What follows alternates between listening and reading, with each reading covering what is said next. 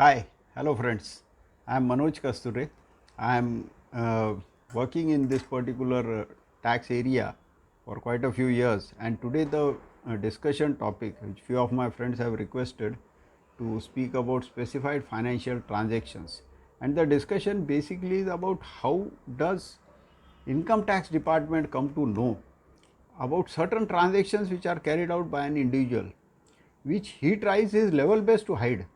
He does not want that income tax department should get this particular information, yet it happens that they come to know. So what is the link? How do they get to know? This all is through specified financial transactions, in short SFT. What is SFT? Who reports SFTs? What are called SFTs? How are they defined? And what is the mandate? What is the compulsion for say banks, post offices, mutual funds, insurance companies, authorized dealers of forex? Why do they report these things?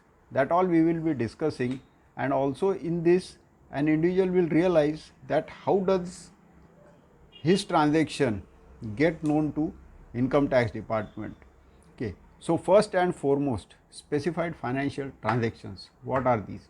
Now specified financial transactions are transactions which have been specifically defined, and there are certain agencies, I would say certain authorities who are strictly mandated by section 285BA of Income Tax Act to report these transactions to income tax department.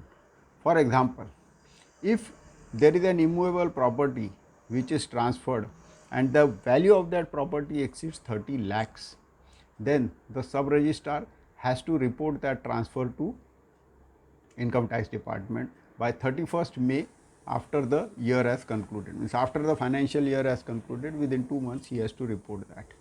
So for the throughout the year, whatever are the transactions which are for this transfer of immovable property, that is land or flats, so these all are reported by sub registrar to exceeding 30 lakhs are reported by sub registrar to income tax department.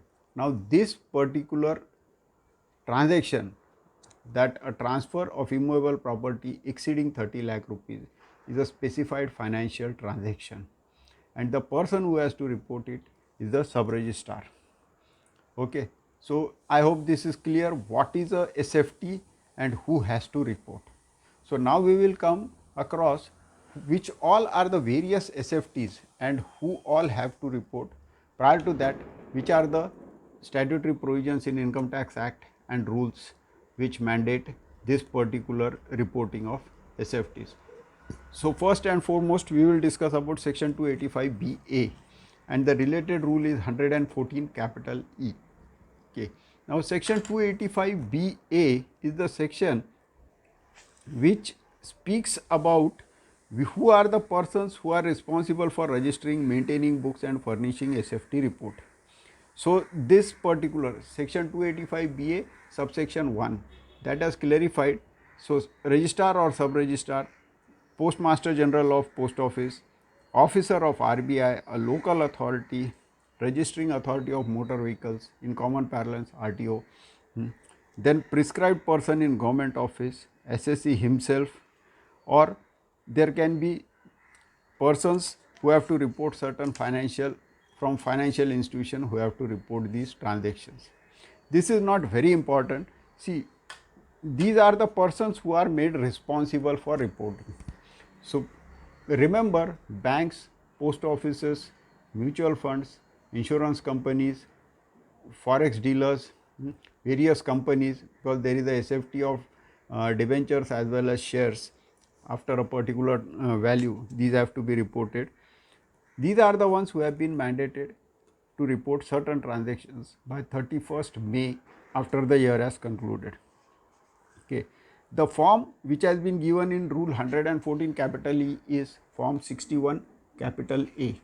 So this is the particular form in which all the SFTs which a particular agency has come across has to be reported by that agency. So 61 capital A is the form which that particular agency has to use. Now rule 114 sub rule 5 is the rule which mandates the time limit of 31st May of the financial year which I just concluded. Okay. The note I am referring will be a part of the YouTube link below and you will come to know. Now, suppose a bank does not report a particular SFT by 31st May. What can happen to that bank? Okay. Or suppose a sub-registrar does not report certain transactions which have happened. Assume he is a sub-registrar of Rajkot in Gujarat. Now just assume, it can be anywhere or any particular agency. Now if they don't report, then what is the penalty on them? Why do they very promptly and very sincerely report all these transactions to Income Tax Department? So first, if at all a person, even by oversight, he misses to report a particular SFT report furnishing by 31st May, then first and foremost, Income Tax Department can serve a notice on this particular person, giving him 30 days to furnish that particular report of SFT.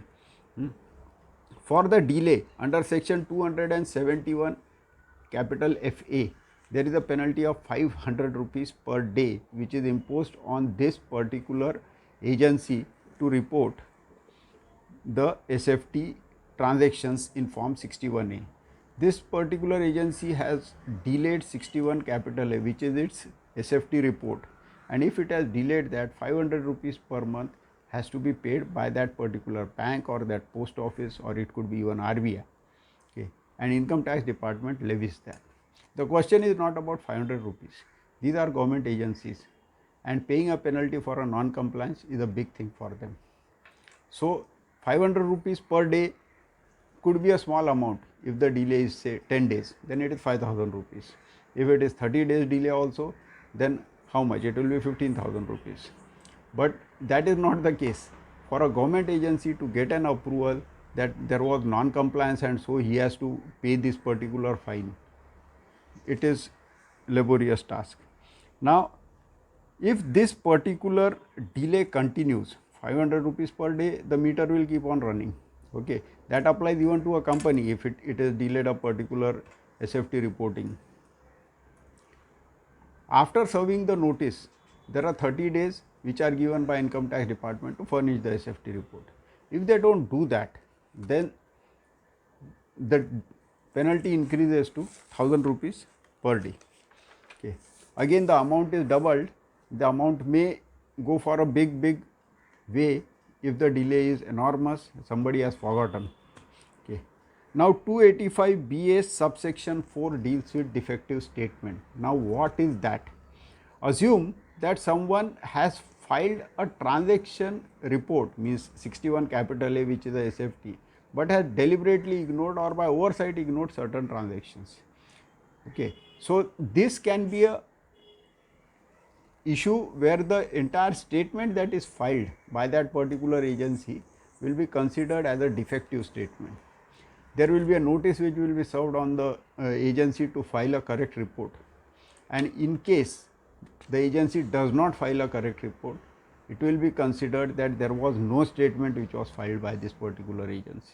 So filing defective statements is as good as not filing any statement. That is one of the reasons why these particular agencies are very meticulous and they are particular about all the transactions which they have to report to Income Tax Department. So in case an inaccurate statement is filed, then on that agency under 271 FAA, there is a 50,000 rupees of penalty which is levied. If it is a government agency also, this can be levied. Now section 271 GA specifies 2% of the value of transaction as a penalty in case a control or a stake in a particular company is being transferred through a particular transaction and that transaction has not been reported by the company to Income Tax Department. See, this is a serious case. It shows that the company was aware that the management and control is being transferred to someone else, and a specified financial transaction report in form 61 capital A in that format was not furnished to Income Tax Department. So 2% of the value of transaction, assume if it is millions of dollars, 2% of that will be levied. Okay. So for these particular, where the control is being transferred, the company has to be very particular that a correct SFT is filed till 31st May, or the repercussions are huge. In case the transaction is not about any particular transfer of management, then only 5,000 rupees is the fine. Okay. Now we will come to a particular rule, Rule 114 capital E, which gives a list of all the specified financial transactions as they are existing.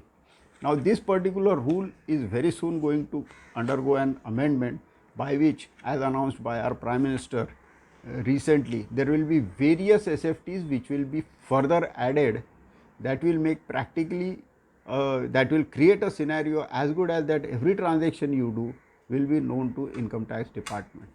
Okay. It is a matter of time that the further addition to these SFT list has to happen. First and foremost, I will discuss which are the transactions and who are they presently, who are the agencies who are presently reporting all these transactions. The additions are going to happen. The additions we will discuss separately in this video itself, but after the first discussion that happens about the existing list of SFT under Rule 114 capital E. So the first and foremost is purchase of bank draft pay orders for an amount aggregating 10 lakhs by cash. There are various individuals, even few companies also you may see, that they submit cash to bank for buying a bank draft or a pay order. Okay. Now in this particular case, during the financial year, if that total amount exceeds 10 lakhs, but means an individual submitted 10 lakhs to the bank, deposited 10 lakhs and took demand drafts, then this particular transaction is a specified financial transaction, and the bank is mandated to report the details of this particular individual with his PAN to income tax department. Okay. Now please understand, outwardly it seems to be very simple, but the question which income tax department can have is that how come you are depositing more than 10 lakh rupees in cash in a bank account, okay, and again that you are buying demand drafts, okay, and what is your income tax return? Assume it is showing only 3 lakhs or 4 lakh rupees of an income, or there can be individuals who have not filed return at all. So how is this particular aspect happening that you have lakhs of rupees in cash and you are not even filing your income tax return? See, the SFT game, if I can say, is in a way a monitoring of such transactions to catch such particular evaders or those who are underpaying. Secondly, the second SFT is about payment in cash for prepaid instrument exceeding 10 lakhs in aggregate. Now this is rare. Prepaid instruments are something like Paytm. Now here you can go to that particular prepaid instrument agency and you can deposit cash and say कि इसको load कर दो, you please load this particular balance in my particular account. But these are rare nowadays, but that is also one of the SFT, and that particular bank has to report such prepaid instruments which are loaded by more than 10 lakh rupees in cash to income tax department. Third, cash deposit or withdrawal aggregating to 50 lakhs or more in financial year in one or more current accounts. Now this is a very tricky transaction. Okay. In one or more current accounts, there are many traders, many people who have various businesses in which there is a cash that is generated, and it happens that these people during the day-to-day hassle are unable to keep track of cash check, cash check. If somebody is asking for cash, he pays cash. If somebody says check, he pays in check. If somebody says Google Pay, to Google Pay. And his customers also pay. Somebody uses Paytm, somebody gives cash, whatsoever. See, during his business hassle, he cannot keep track. But if there is a cash that is received, that he has to deposit in bank. Assume a simple milk booth of Amul. During the year, every day he receives cash. though now the bank transactions have increased, but that cash very next day he deposits in bank in his current account, and by that he pays Amul or Mother Dairy or Varna or Gokul. Now in these particular cases there are bound to be cash deposits in his account, and there are also bound to be cash withdrawals from his account. But if such cash deposits or withdrawals, the word is or, if it exceeds 50 lakhs, then the bank has to report this particular person's PAN as well as his bank account number and the value of the transactions which he has done. So this transaction of cash withdrawal or cash deposit exceeding 50 lakh is an SFT, and that the particular bank has to report to income tax department. Next, cash deposits aggregating to 10 lakhs in saving bank account. Now saving bank accounts are, as they are designed for, are basically for those people who are from non-business community. Okay.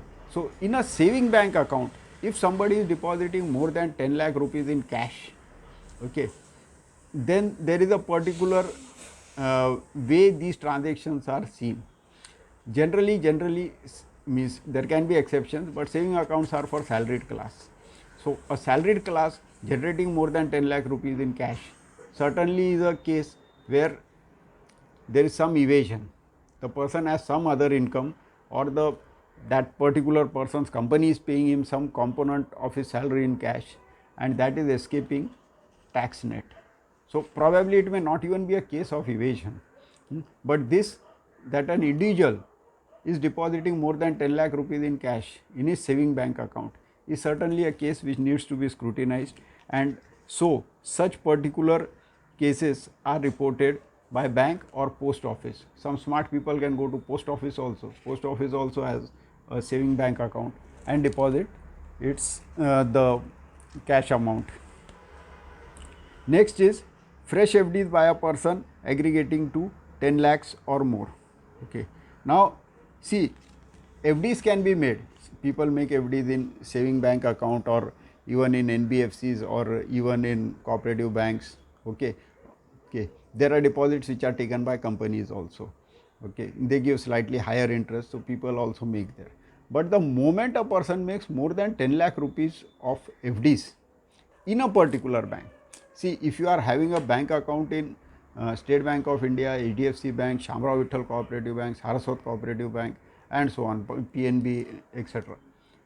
You can make few FDs here there, but in a particular bank, if it exceeds 10 lakhs in a particular financial year, then that particular person's PAN as well as his transactions are reported to income tax department by that bank. That bank does not have to seek your permission. साहब आपका ये transaction में report करूँ क्या? They are empowered by section 285BA, and by that, without asking you, they will report the transaction to income tax department as it reflects in their computer system. Okay, and this applies to even all the transactions I discussed earlier as well as those I will be discussing ahead. That particular agency need not seek anybody's permission, that account holder or that investor, etc. They are mandated by law to report. Okay. Next, credit card bills paid in cash aggregating 1 lakh or more in a financial year, or 10 lakh or more in a financial year by any mode other than cash. Okay. So there are two things: credit card bills, if more than 1 lakh rupees you are paying through cash, and secondly, credit card bills if more than 10 lakh rupees you are paying through your bank transfer. Okay. Now credit card transactions at times were escaping this particular income tax net. People had various sources of income and there were various transactions happening on credit card. There was an add-on card which was given to somebody else, maybe wife or anybody. Now these all transactions ran into lakhs and lakhs of rupees. Okay. At times those who had a cash source used to directly deposit cash against the credit card bills. Okay. Secondly, those who have cash also and bank also, those who have bank payments also, if a credit card bill in a year exceeds 10 lakhs, if his expenditure is more than 10 lakhs, then what is his income? that the income tax department would like to just cross verify. If the person is, just assume he is earning 3 crores in a year and his credit card payments which he has made through bank route are assumed 15 lakhs, that is okay. A person can spend, he can have that particular lifestyle and quality of life. But these transactions are SFT transactions. So where your annual bill exceeds 10 lakh rupees and you are making bank payment for your credit card bills, monthly bills, those are also SFTs, and that particular credit card issuing company, it could be bank, they are going to report you along with your PAN to income tax department. Now, purchase of bonds or debentures by any person exceeding 10 lakhs. Okay. Now, investment in bank bonds or debentures, these are fixed interest instruments. Now, if these are exceeding 10 lakhs, certainly a person has a particular income level which he is keeping aside. There are certain savings which he can keep aside, for future needs, etc., etc. But when you are keeping aside 10 lakh rupees out of your current income, now these 10 lakh can be invested in parts and bits in a year. But if you are investing more than 10 lakhs in bonds or even in debentures, then that particular debenture issuing company or that bond issuing company is bound to report your transaction to income tax department. Next, purchase of shares by any person through public offer or right issue exceeding 10 lakhs. Here is the reference to company. What I was earlier mentioning, that even companies have liabilities. Companies bring public issues, companies offer right shares also. Now, in all these cases, in case there is any person who is investing, who is buying shares totally for amount exceeding 10 lakhs, then that particular person with his PAN and the amount of purchase has to be reported to income tax department. Okay. This happens in case of public issue as well as in case of right issue. Whether premium, if there is a share premium also, does that form a part? Yes, means it can be a 10 rupee share and there can be a premium of 325 rupees. Okay. So at 335 rupees he is buying one share. So somebody can say, oh, uska to 10 lakh will happen quickly, but that does happen. Any which way he is shelling out 10 lakh rupees for buying, say he is subscribing to a right issue. That is somewhere that a verification has to be required, that a person has so much income that today he can pay so much premium and buy so much shares that he can invest 10 lakhs. So what is his income? Okay. There should be a cross check. Now assume this person has not filed his income tax return at all, then it is a serious case. Next, there can be a buyback of shares, and amount of more than 10 lakh can be paid by company. Companies also buy back shares, and companies at times they give a lucrative offer. So if at all a person had so many shares, what is buyback basically? A person is selling his shares and a person is getting money from the company which is buying it back. So this particular amount, if it exceeds 10 lakh, the company will be reporting that this particular person has offered a buyback of more than 10 lakh rupees and this is his particular PAN number. Now these transactions are tracked by income tax department. Okay. Mutual funds. Somebody can subscribe in various schemes of a particular mutual fund and that investment can exceed 10 lakhs. Okay. The moment you are buying units in mutual fund, it can be in various schemes. Okay. And the amount exceeds 10 lakhs, then mutual fund is bound to report whatever is your investment. Okay. Next, sale of foreign currency exceeding 10 lakh. Okay. So see, sale of foreign currency by credit card, debit card, traveler's check, etc. for 10 lakh or more. Somebody who is buying a foreign currency, a common Indian would not in his daily life buy foreign currency. Okay. But even for a small amount, if someone is buying a foreign currency, that's okay, there can be some need. Okay. But if it exceeds 10 lakhs, then there is some transaction, means INR is more than 10 lakhs. There is some transactions which is being carried out and it is obviously through bank route, and these transactions are reported that a particular individual, a particular PAN is buying US dollars, or it could be pounds, or it could be euro, whatever, and what is the amount he has purchased throughout the year. This can then be checked to what is he doing with that particular forex. Okay. Next and most important, purchase or sale of immovable property having stamp duty value exceeding 30 lakhs. Okay. Sale and purchase of immovable property. This is one particular aspect where there is a huge amount that is involved. Okay. The transactions run generally into crores. Okay. And at times there is a ancestral property, at times there is a land which was purchased in 1960 and such 50-60 years back, which was very cheap. There is a big amount that is earned today. Okay. There are various real estate developers who enter into big transactions. Okay. Now in all these cases there is a capital gain element which is involved, okay. And income tax department, by knowing all these, there could also be some black money element which is involved in some individuals. Okay. People whose income level does not match to the real estate transaction he is doing. Assume somebody is entering into a real estate transaction and he buys a flat of 6 crores or 7 crores, but he is filing an income tax return which shows his income is of 10 lakh and his wife is earning 5 lakhs. Okay. Then how are you buying a flat of 5-6 crores there? So these mismatches can certainly be seen by income tax department. Okay. Once this transaction is an alert, then there can be further scrutiny, and even if in earlier years, if there is an evasion, that can be opened. Okay. This immovable property purchase, please be very clear that it is the registrar or the sub-registrar where the transaction is registered, where your instrument will be registered, he will be reporting that directly to income tax department.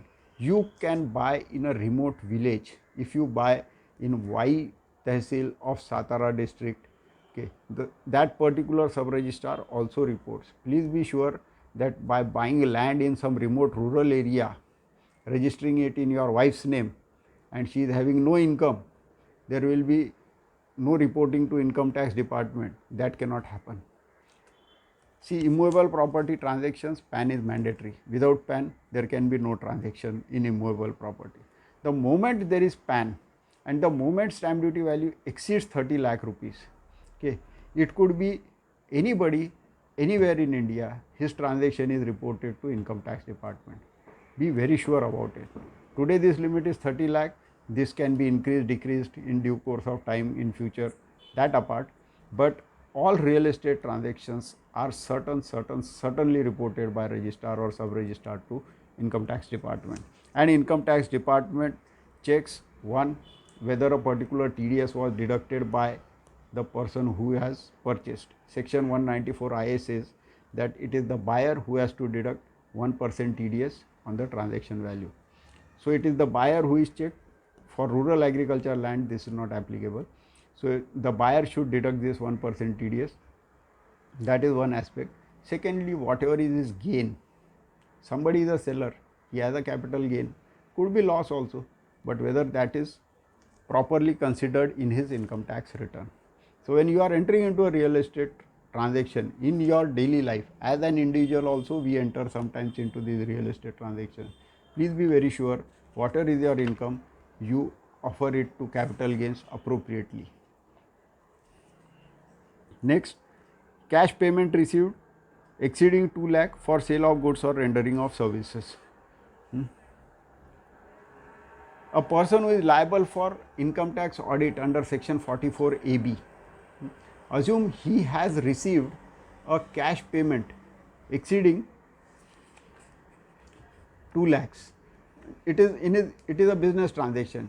He is selling goods or he is selling certain, or he is offering certain services. In that case, if he is receiving more than 2 lakh rupees in cash, then that has to be reported. Okay. Now sale of goods is what was said. So it could be even buying a car. So if you are buying a car, it could be a smallest car like Maruti Alto, but it exceeds 2 lakhs, and if you are paying more than 2 lakhs in cash, that will be certainly reported by the person to income tax department. Next two transactions are related to demonetization time.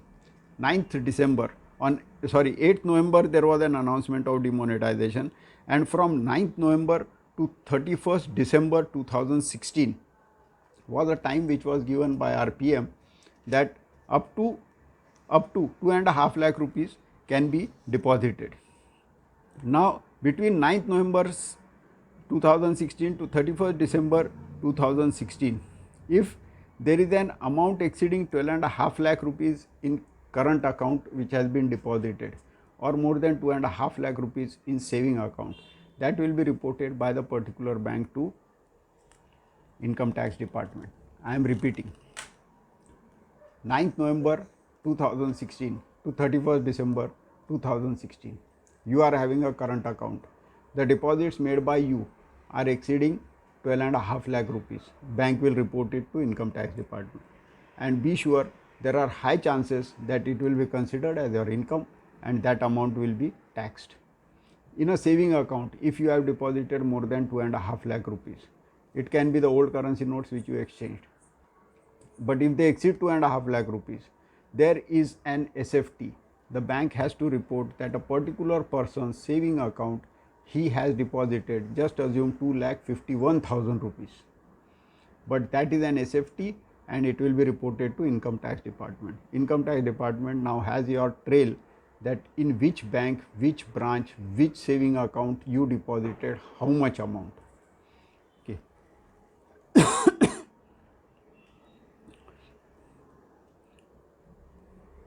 Next, for cash deposits between April to 8th November 2016 also in the same current account and bank account, in the saving bank account, what has been the deposits, that have to be reported by bank to income tax department.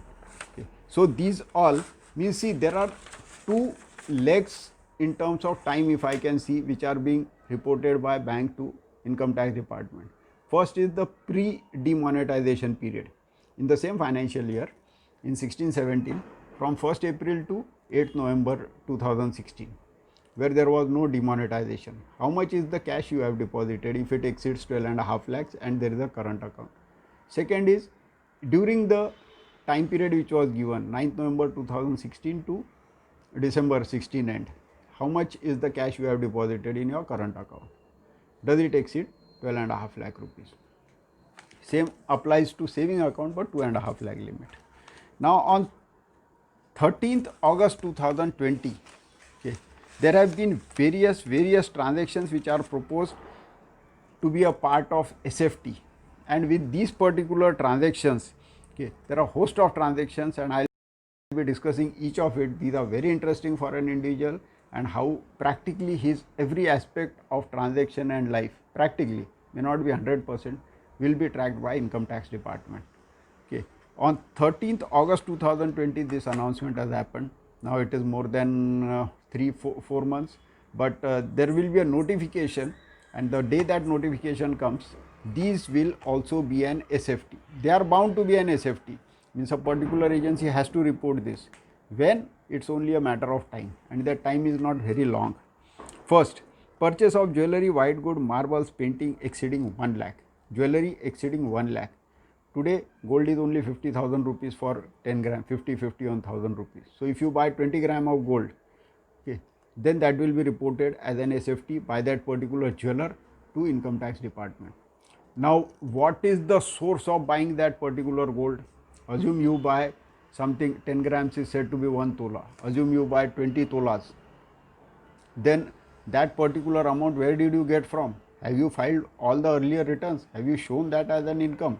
If that is not the case, or if somebody has a very limited income, he has even filed his returns sincerely from his salary income, and suddenly this particular gold purchase will happen, that will be tracked by income tax department, and his other income, if at all there is any, that can be a part of scrutiny. After that, there can be a scrutiny assessment, means income escaping assessment which can start, or there can be a limited scrutiny notice which can be given. But certainly years earlier, 6 years earlier, can certainly be opened. First we discuss purchase of jewelry, white goods. Okay, it can even be white goods exceeding 1 lakh. 1 lakh, many individuals find a very low amount, because white goods exceeding 1 lakhs can happen, but this is what is proposed. Once the notification comes, it will be clear. Second, payment of property tax exceeding 20,000 rupees per annum. Now 20,000 rupees per annum for property tax. Sir, if you can pay 20,000 rupees per annum for property tax for your flat, then what is your income level? That certainly needs to be seen, that if an individual can simply pay property tax of 20,000 rupees in a year, then that happens to be a matter of scrutiny. Third is educational fee or donation exceeding 1 lakh. Education has become very costly, and there are various colleges where lakhs and lakhs of rupees of donation is made, lakhs of rupees of fees are paid. Now I won't go into that, but if more than 1 lakh is the education fee or donation in 1 year, more than 1 lakh in 1 year for a particular student, then that particular college will be reporting it to income tax department. Now this is about education fee. The word used is education fee. We will await the notification. It is not about coaching classes, as it seems prima facie, because coaching classes anyway charge more than 1 lakh rupees. Okay. It seems prima facie it is only for colleges, schools and the donations, but we will await the notification and final details. Payment to hotels exceeding 20,000 rupees. If you stay in a hotel, if you spend in a hotel, whether on food, stay, etc., and the amount exceeds 20,000 rupees, the person seems to be a fairly well off person. So his income tax levels also need to be seen, whether they are also fairly well off. Okay. Next, electricity consumption exceeding 1 lakh rupee per year. In a flat, if you can use electricity of more than 1 lakh rupees in a year, the electricity company, it could be Adani, it could be Reliance Energy, it could be Maharashtra State Electricity Board, they will be reporting to income tax department who is the individual who is paying more than 1 lakh rupees for this particular consumption, and accordingly income tax department will check. Next, insurance company, life insurance premium exceeding 50,000 rupees per year. If you pay an insurance for your life which exceeds 50,000 rupees per year, certainly your life is precious, every life is precious, but you also consider your life very precious, and so income tax department will see that whether your income level also matches with these particular transactions. See what happens with this one trail. Income tax department can open up various other transactions in your earlier years. It is not that they will see only life insurance premium, they will see anything. Next, deposit credit exceeding 60 lakh in current account. So if you deposit more than 50 lakhs in your current account, that will be reported to income tax department. This is the SFT which is proposed. What I am discussing right now are all the SFTs which are proposed, and these will certainly be notified. Next is 25 lakhs or more in saving account. If you deposit more than 25 lakh in saving account, that will also be just deposit. Okay, and this does not mention whether cash or check. It could be RTGS, NEFT or check, anywhere. But if it exceeds more than 25 lakhs, and there are many individuals whose salaries exceed 25 lakhs, and certainly in their bank account their company itself deposits more than 25 lakh rupees as a salary, that will be considered as an SFT probably. So let us see the notification. Next is health insurance. If health insurance exceeds 20,000 per year, if a person can spend more than 20,000 rupees on his health insurance, then certainly there are certain income levels about this person which can be expected, and this is a part of SFT. Next is the one which is something we will have to be very careful. If you travel in business class during a domestic travel within India, when you are traveling by air, if you travel in business class, that is a SFT. So just it's immaterial what is the fare, airfare that is charged. You have traveled business class within India, it is an SFT, and that will be reported by that particular airline to income tax department. Another SFT is foreign travel. So if you have traveled abroad, irrespective of the fare, irrespective of the destination, okay, irrespective of the class, etc., it will be reported by that particular airline to income tax department. Next, there are share transactions, demat account transactions, and bank lockers. Bank lockers also. These are sources of various incomes. Okay. So all these will also be reported. Means it could be bank lockers who are presently the people who are having a bank account, bank locker in which all branches, etc., that can be reported by the banks. Share, even the demat accounts, the transactions, etc. Okay. We have discussed these all SFTs, and these are the ones through which there are transactions which are tracked by income tax department, and individuals, you can see all throughout his bank transactions, his uh, mutual fund investments, his FDs, his debentures, his bonds, his jewelry purchase, his travel by air, and his electricity expenditure, what his expenditure on life insurance, health insurance, everything can be tracked. So the point is that practically today the purchase of four-wheeler, etc., is not proposed, but as one of the SFT agency, RTO is also an agency, so that can also be considered subsequently. That apart, but you can see that everywhere there is a coverage, and income tax department is going to get a huge data about all the transactions which you do as an individual. Before concluding, I would have a word of advice for all of you. Please be very careful into all your transactions of mutual funds, shares, real estate. Careful in the sense, while filing an income tax return, you ensure that you have disclosed them appropriately and paid the appropriate tax. That is the only way out I see in this.